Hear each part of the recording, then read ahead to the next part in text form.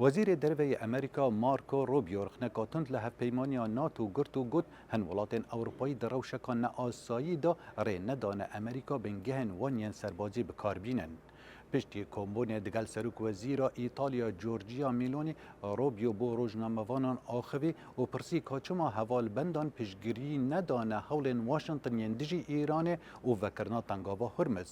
روبیو گوت کو جگوتنن تن زیدتر پیدوی آوان بکردارن لدجی کریان رژیم ایران هیا.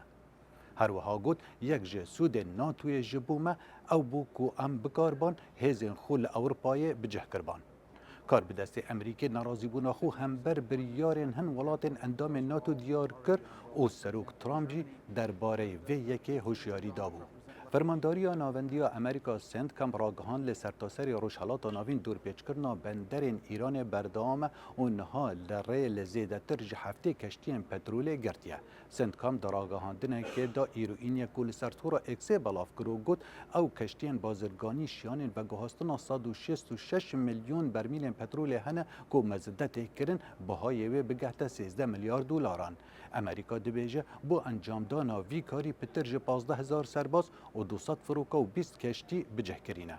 لشکر امریکا هر وها دیار کرد که دور پیچ لسر بندرین ایران به همان کاریگری ده بردام بید.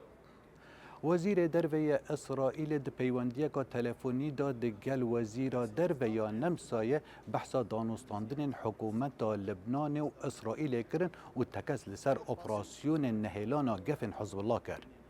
گیدون ساعر وزیر دروی اسرائیل د پیوندیه که داد گل وزیر دروی نمسا بیتا منل راسینگر پیش راست کرد که جاوه وان نه لسر خاکا لبنانیه. هر وها گود مبستا ما ریگری کردن لهریشن وکو یا 7 اکتبر جعالی حزب الله و.